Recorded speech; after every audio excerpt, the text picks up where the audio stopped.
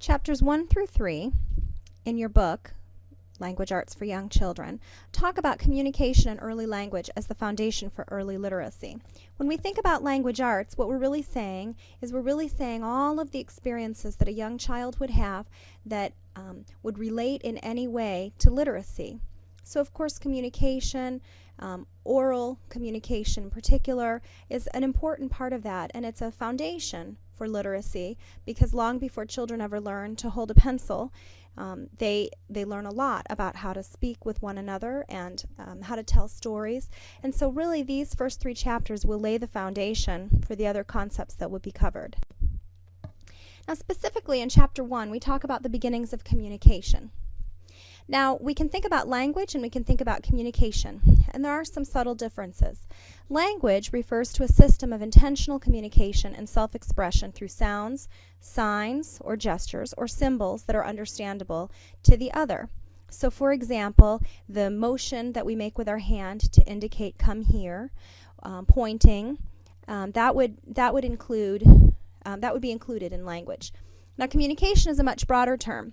So this is any type of giving and receiving information with signals or messages. Even a whistling tea kettle is an example of communication. A smoke signal would be an example of communication that does not necessarily use language, for example. In terms of influences on development, one of the things that we look at is we look at auditory acuity. And what auditory acuity refers to is it refers to our ability to distinguish and hear something that we hear through our ears.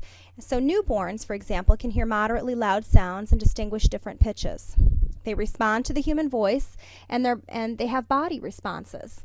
Infant body responses to human verbalization are a rudimentary form of speech development. So for example, when a newborn hears its mother's voice, it will try very hard, even before they have sufficient neck strength, to turn their little head toward that familiar voice.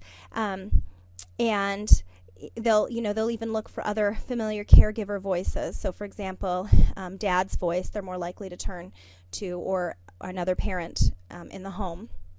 And that's an example of auditory acuity.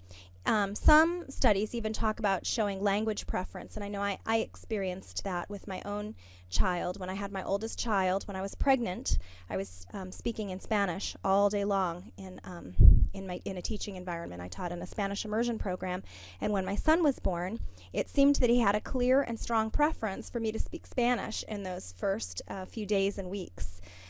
Where I didn't normally speak Spanish at home because my husband doesn't, but my son was so accustomed to hearing me speak in a high-pitched, kind of animated, enthusiastic voice throughout the day, and he seemed to prefer the language. So that's an example of auditory acuity. Now, sensory motor development really looks at the use of our sense organs, so sight, hearing, smelling, tasting, touching, and then the coordination of our motor system in response to that. And that is also vital to language acquisition because the things that we hear and smell and taste and touch, we start to make associations between, for example, good taste and a smiling face looking at us as a baby. So we start to make emotional connections to the things that are happening around us, and all of that relates to our language development, in part because of the strong connection between these sensory motor activities and the experience socially and emotionally that young children will have since they're clearly interacting with someone in order to do just about anything when they're so little. And then in terms of perception, our sense organ impressions are sent to our brain, and the perceptions and impressions received through these senses are recorded and stored, and they serve as our base for future oral and written language. So again, kind of the experiences that children have, how they perceive what's happening around them has a strong influence on how they learn about language. That's why talking to babies as you hold them is so important, because they feel the warmth of being held. They experience the emotional component of being gazed at and being loved, and all of that becomes part of their motivation to learn about language. Other things that we think about when we look at influences on development, we look at equilibrium. And equilibrium is a concept that's talked about in the book, and this is a balance that we achieve when consistent care is given and needs are satisfied. So when there's equilibrium, we expect that a child is getting what they need in kind of the right amounts. And something that impacts the equilibrium is what happens in the affective sphere. The affective sphere looks at affectionate feelings or the lack of affectionate feelings. And this is very important because we believe that each time a baby takes in information in that sensory way, that this information is double-coded as both a physical cognitive reaction and an emotional reaction to those sensations. So it's not just, for example, the physical experience of having your belly filled. It's also the emotional reaction to having your need met and the kind of the trust sensation that comes along with it. And again, it's all, that sensory perception is all part of it. You feel warm, you feel held, and so the affective sphere is very important. Attachment, of course, is the bond that creates mutual love and trust between a caregiver and child. And a moderation level, this is really what we like to see. We think that optimal language learning takes place when we're in a moderation level. So it's a preferred state of arousal that's neither too excited nor too bored. For example, with an older infant, you can see that there's a state where everything's okay. They're looking around, they're engaged, they have something to do, they're alert, wondering, oh, what's that? They may be, they may be crying or agitated, but we really prefer the state where they're neither too excited nor too bored. That's really the best spot for young children to be. In terms of theories of language emergence, there are several different theories that inform what we know about young children. And the reason that this is important is because in order for us to figure out what we ought to do with children, we have to have some kind of a framework. And these theories of language development, of cognitive development, anything to do with early childhood, they really do inform our practices. And so there are several different approaches that we can look at in terms of language emergence. The first one is a behaviorist model. Now, behaviorists believe in positive and negative reinforcement. So behaviorists would say, well, the reactions of people in a child's environment have an effect on a child's language development. So children utter sounds as imitation on impulse and at random, and then depending on how others respond to them, then they continue to do it or they stop. So behaviorism says, this is how we learn language. We start off and we make any old sound, ah, da, ba, ba, ba, but then what happens is, the moment that we say da da and someone says, oh, he said da da, then it reinforces it, and that's why da da becomes, more frequently said, and it's part of a vocabulary. So behaviorism would say it's all completely imitation. It's all imitation, and we reinforce the things that we hear that we like, and that's how children learn language. So that's the contribution there. Now, normative theories of language emergence would say we are genetically programmed to learn language. And if you offer any activity to a child, then the child is naturally going to move from one stage to another in terms of language learning. So normative is very much an approach that gives strong credence to nature, where behaviorism would say, well, it's all nurture, it's all the social interaction, and normative would say, well, it's all just genetics. We just are genetically going to learn language. In dolphins make their own language, and monkeys make their own language. It's just genetically determined that this is how we communicate. Now, predetermined theories of language emergence would talk about how we have kind of a predetermined ability to acquire language, and that each of us has inside of us some kind of an internal language acquisition device.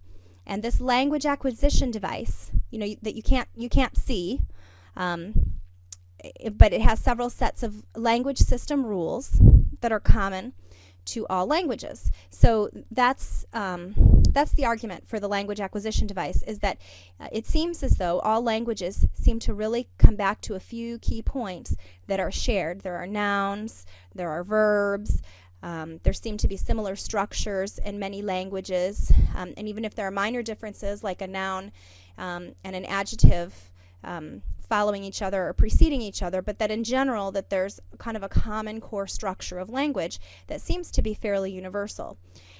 And so when we think about a language acquisition device, the theory here is that a child's perceptions spark the natural and unconscious device, and a child learns the mother tongue as opposed to some other tongue that's kind of genetically or predeterminedly, stored inside that language acquisition device. So predetermined is interesting because it takes the normative approach, which says there's something genetic that lives in there but needs to be sparked, and then the behaviorist approach, because it says, well, but it has to be sparked by someone and reinforced, which behaviorism talks a lot about reinforcement, and it sort of puts all that together.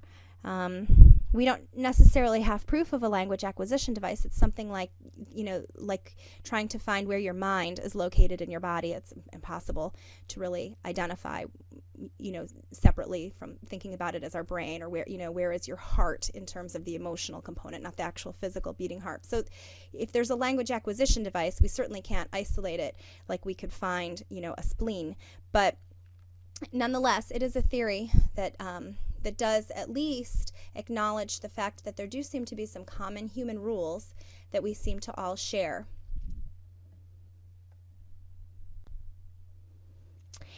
And then other theories of language emergence look at cognitive transactional. This is another one. And this says that language acquisition develops from our basic social and emotional drives, and that we as humans are naturally active, curious, and adaptive, and we're shaped by transactions with the people in our environment. And so we learn it as a means of relating to people and in stages. Cognitive transactional is almost like an economic theory. Cognitive transactional says basically, well, we learn language because we need to get something done. And so we develop a transaction to say, may I have a cookie? Because we want the cookie, and we know that that's how we're going to get the cookie. So we have the transaction, may I have a cookie? But I really want a cookie. But I really want a cookie right now. And that we learn language as a means to relating to people, and in stages, kind of in that way. But that, again, it kind of stems from this basic social and emotional drive that we have to have our needs met. So we figure out cognitively, using our brains, how we can broker a transaction to make it happen, so that somebody understands us, so that somebody helps us to meet our needs, meet our goals, and that's how and why we develop. So that's the cognitive transactional approach. Now, constructivism has to do with acquiring knowledge by constructing it mentally ourselves, that we interact with the environment, and then we create theories in our heads about what we experience, and then we put those theories into relationships. So constructivism essentially puts a lot of focus, again, on that social interaction, and it's not so much imitation like in behaviorism, but just that we seem to figure things out for ourselves by putting all of this together mentally. So Vygotsky's sociocultural theory explains language development in the following ways. First of all, children construct their own knowledge. Now, this is like the constructivist theory that was referred to in the previous slide. This is like Piaget believes, which is that children are creating their own knowledge as they go along. And Piaget believes, actually, that language is simply a reflection of that.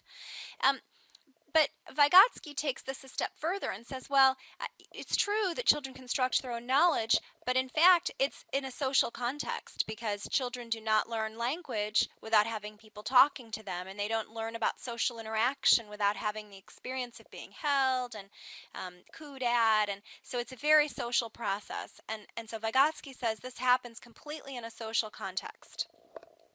Vygotsky also says that learning cannot be, it cannot be separated from these social folks that are in the world with these children. He also says that learning can lead development, and what that means is that as you're going through a learning process, that causes the development, where Piaget really emphasizes that there's development and then there's the task that the child chooses to accomplish, and it's almost a reflection of where the development is. Vygotsky says, well, the actual learning process is you're constructing knowledge as you go along. It's just a little bit different of an approach. And you can see this highlighted when Vygotsky talks about language playing a central role in mental development, because he says you're using language as a tool. It's not a reflection of what you know as much as it's a tool for learning. The way that you would talk yourself through being lost in an unfamiliar city, you would probably start talking to yourself, oh well, I think I should turn right here, and that actually enhances your mental development and then creates a learning process. And again, it's called sociocultural theory. So the idea is that all of this learning of language and learning in general is taking place in this child's social and cultural world through interaction with people.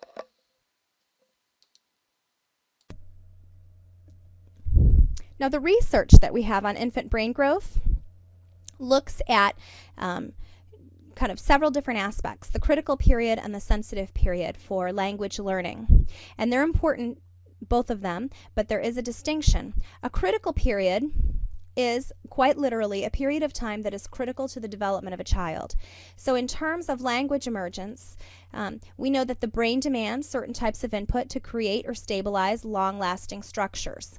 And if a child's brain is not stimulated during that window, consequences will occur. Because the brain, when you're born, is like a half-built road. There are still many pathways that are yet to be built up in there. And then there are some pathways that have already been built, but they need to be strengthened, like a road that's been created but is half paved and needs to be sealed. And so children, as they interact with us, are strengthening these pathways, and then they prune away the pathways that we don't need. There are some language-related skills that we find that we won't use, and then those become pared away. So, for example, all human beings are born with the ability to make any sound in any human language. But if you don't hear that sound in your own social environment, then that pathway, that road, becomes overgrown because we're busy strengthening other pathways that we're absolutely sure that we are going to need. And then because that happens, of course, we lose the ability. That's why as adults we have accents when we learn other languages, and there are even some sounds in some languages that we can't make. So for example, a lot of non-Spanish speakers cannot make the R sound of the double R, but everybody could when they were born. It's just that pathway wasn't strengthened. And then there are numerous examples of things like that. So the critical period means that if something doesn't happen during those first early years that we identify as critical, that it will never really fully happen. Other examples that we have of the critical period, really the most important one, is the research involving Jeannie, who was a young girl who was what we refer to as a feral child, meaning she was a wild child.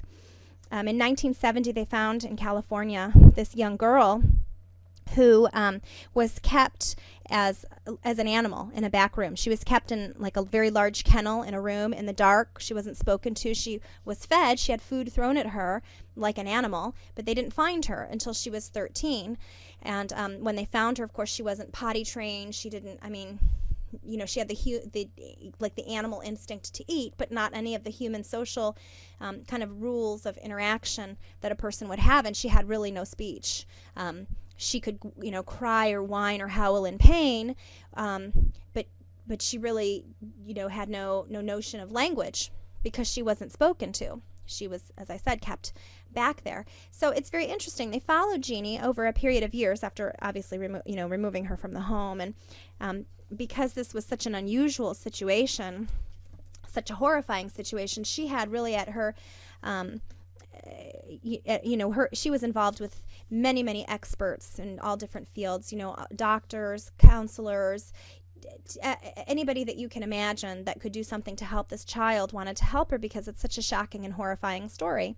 And really what we know is that she did eventually develop the ability to produce a few words, but she was never really able to develop language in the way that we think of in terms of developing language to be, to kind of get her needs met. And so what we think is that Jeannie definitely, even though she developed some language, she never really acquired truly a fully developed normal sense of language, and that's because she missed out in the critical period on the opportunity to have someone speak to her and to speak to someone else.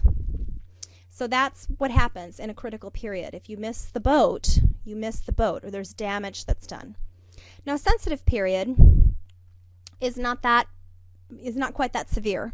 Okay, so a sensitive period says that brain development is optimal for learning new skills, but it's literally not critical. So back to the notion of learning another language, we'll look at it in terms of sensitive periods.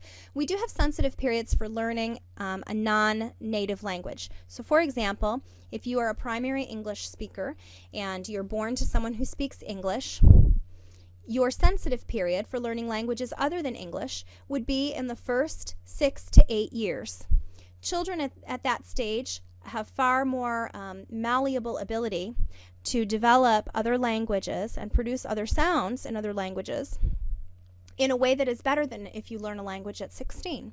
So that's actually the theory behind the foreign language immersion programs that we see in schools, is that children, if they start in kindergarten or first grade, are still in the sensitive period where they can learn language and develop language very quickly. You can kind of drop them in a classroom and they'll absorb it.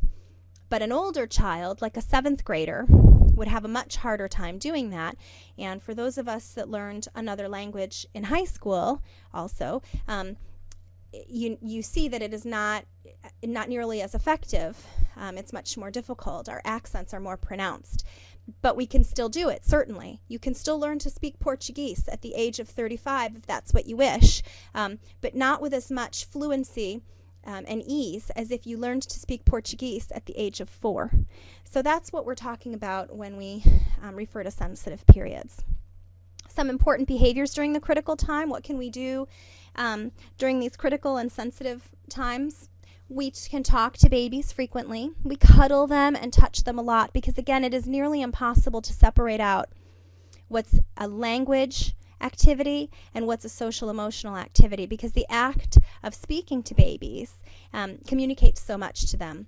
And then parentese. Parentese is the new term for what we used to call motherese. And motherese or parentese means baby talk. It's really interesting when we look at parentese because it's nearly, well, it is universal, that all over the world people talk to their children in a high-pitched, oh, you're so cute. And what's funny is that actually serves an important language purpose. Children prefer those sounds. Babies prefer those sounds. And so when we speak to them in this high-pitched voice, they brighten up. They open their eyes really wide. Their pupils dilate, and your pupils dilate in response. Your eyes open up really wide. And it's an important social emotional exchange. And so this parentese that so many people think is so silly, it actually serves a vital function in terms of language learning. And so we actually encourage people to use parentese with young children from time to time. And certainly parents we encourage to use parentese because it's highly stimulating to the brain, and it does serve a function. Now, of course, it can't be the only form of language that anybody hears, but then it hardly ever is. We can give children freedom to explore. We give them safe objects, regular eye exams, and above all, loving interaction. Other research on infants' brain growth reveals some important things. Some problematic behaviors that we think about that are identifiable early from 0 to 3 months. If you have a baby that does not turn when you speak, or does not repeat cooing, or does not coo, then that's something that should get our attention. Cooing is when we make repetitive vowel sounds. Ooh, ooh, ooh. They sound like little owls. Or ah, ah.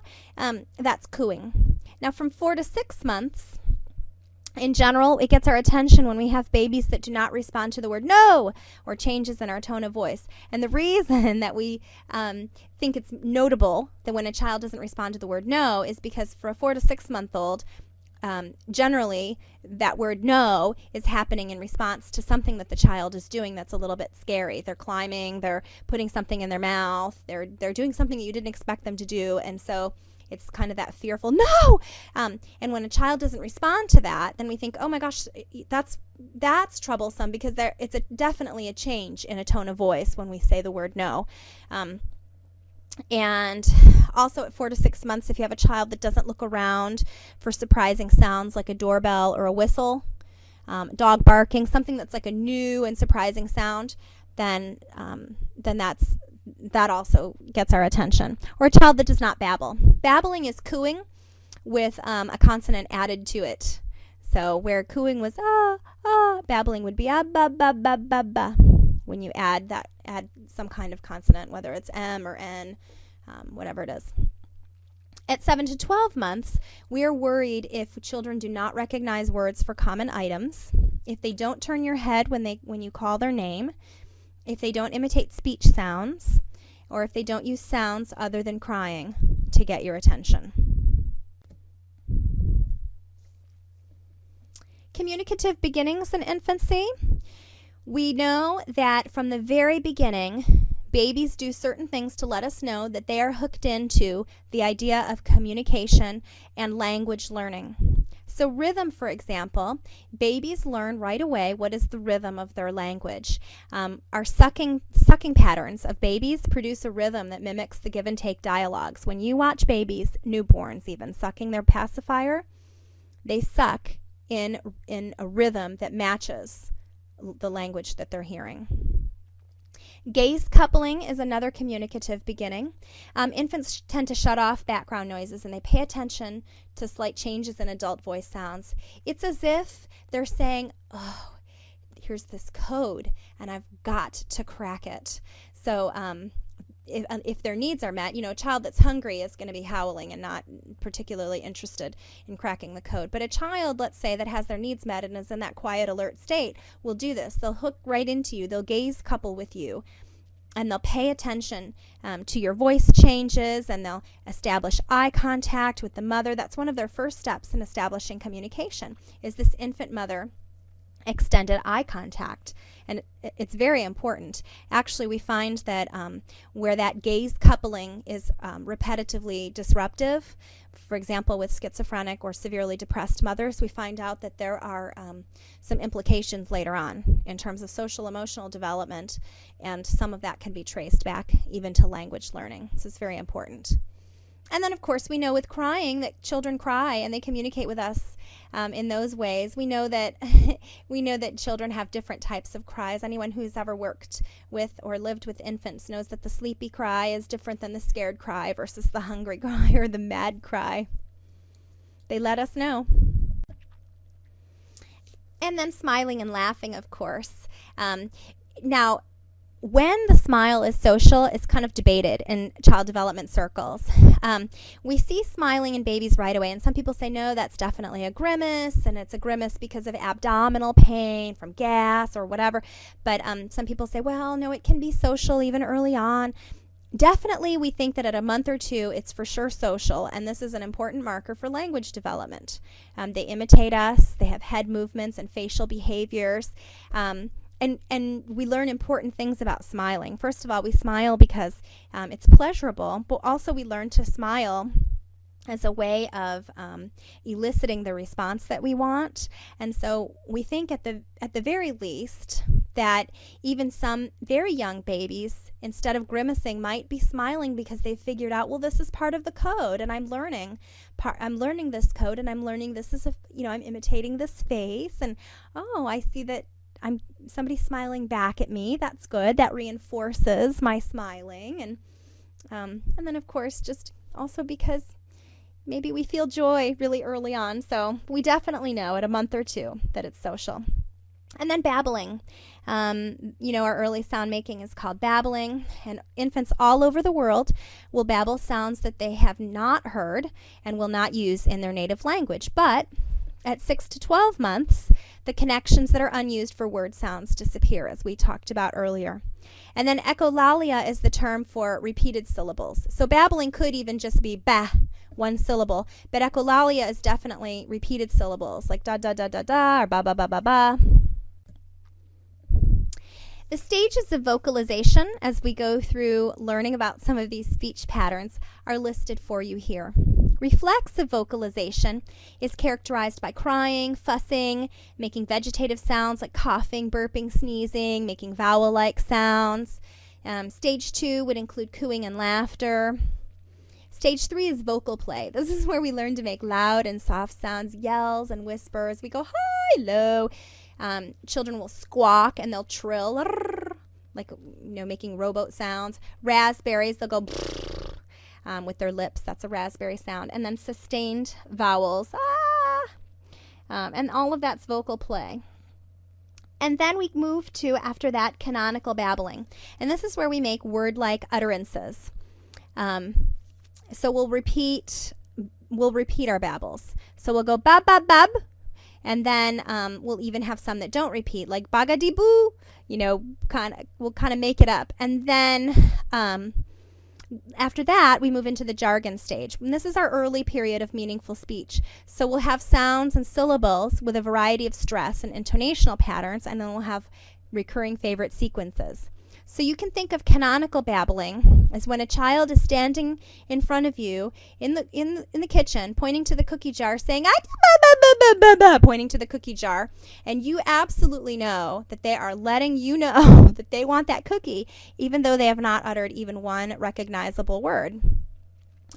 Whereas the jargon stage, we start to move kind of past that a little bit, and we get these strings of sounds and syllables, and we have a variety of stress and intonational patterns in it, and we'll have these recurring favorite sequences. So in the jargon stage, you'll have a child standing in front of the cookie jar pointing to it, and they'll say, I need a cookie, I need a cookie.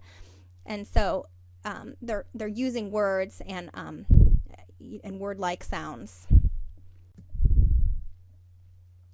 In terms of infant signaling, you know that gesturing with fingers and hands is simpler than producing speech. So we bang on a window, we reach out. Of course, that it's very popular to use sign language for this reason, because we know that children can learn sign language at an earlier age than they can necessarily learn to produce intentional language. Our pointing becomes goal-oriented at the end of the child's first year. When we want something, we tend to point. And that is an extremely important marker. When we have children that have severe language delays, one of the first questions that we ask is, does the child point?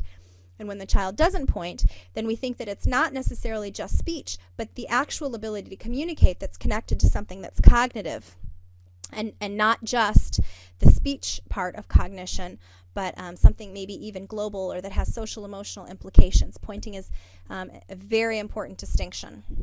Understanding, we know that most babies get some idea of the meaning of a few words at about 6 to 9 months.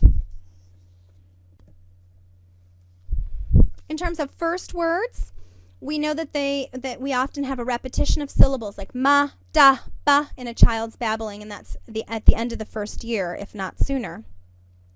If mama or dada or a close copy is said, then what happens is we react, he said mama. And since language is a two-way process, this is very important, and that does reinforce that. Monolingual children that are learning one language, tend to utter their first words at about 11 months. Now the range is from about 9 months to 16 months. And our first spoken words usually contain P, B, T, D, N, or M, which require the least use of the tongue and the least use of air control. So you get da for daddy and b for bed. But the second syllable often contains the first syllable sound, like dodi. Words frequently understood between 8 and 12 months of age are listed for you here. Mommy, daddy, bye-bye, baby, show, ball, cookie, juice, bottle, no, the child's own names, and the names of family members. And again, most babies get the idea of the meaning of some of these words at about 6 to 9 months. In terms of toddler speech, we know that toddlerhood begins and the child echoes and repeats words to the best of his or her ability. Sometimes words are not recognizable as the same words the parents offered. Sometimes one word might represent a whole phrase, such as cookie. When we look at activities to facilitate language development, here are some things that we can do. In terms of baby games and explorations, we can have children look and watch. We have them touch. They mouth things. They make sounds. They pick things up. They push or pull, drop things off, empty and fill. And page 32 has more information for you about that. And then we also engage in any kind of social play. We have rhyming songs like This Little Piggy or Pat a Cake. We say, how big is baby? So big. That's an example of social play. And also music, of course, facilitates language development. Activities to facilitate language development also include reading to infants.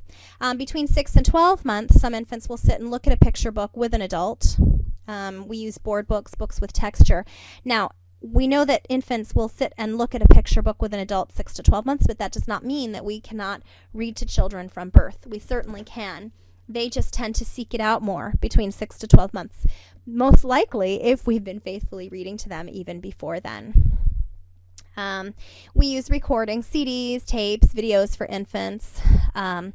Baby Einstein is one example of a popular recording for young children, although, you know, we have a lot of mixed research and opinions in terms of whether we think that watching TV, for example, is a good idea for a young child. The Baby Einstein video makers would tell you that you're supposed to do it in an interactive fashion and actually be communicating with your child during that time. In terms of early experiences with writing tools, as early as 10 to 12 months, infants will watch very intently as someone draws.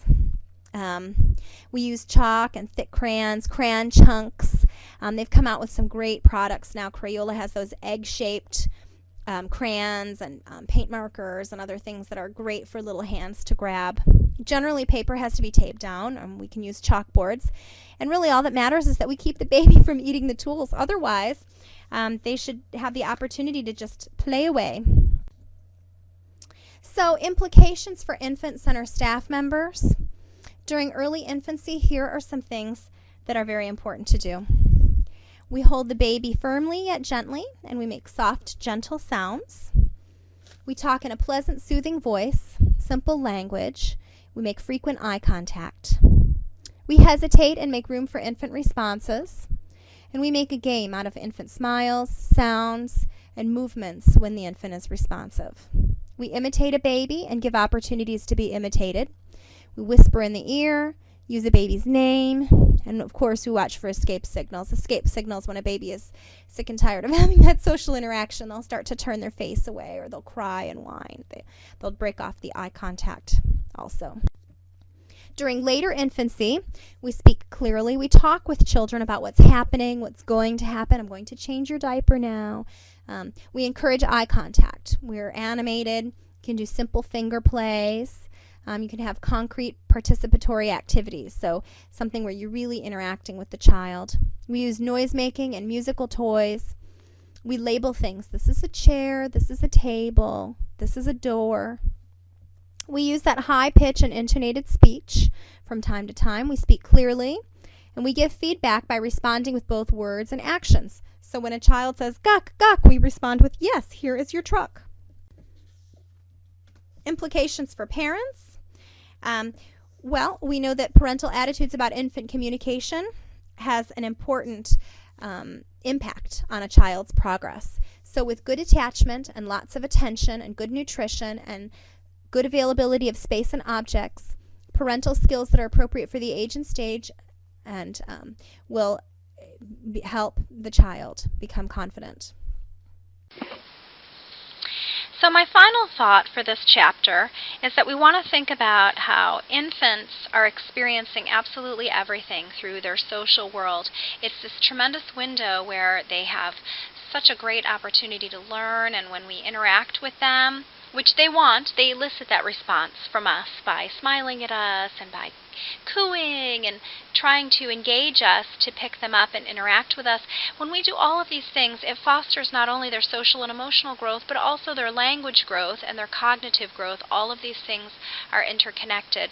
So all of these positive experiences that we give to infants help them grow and prepare to engage in language systems.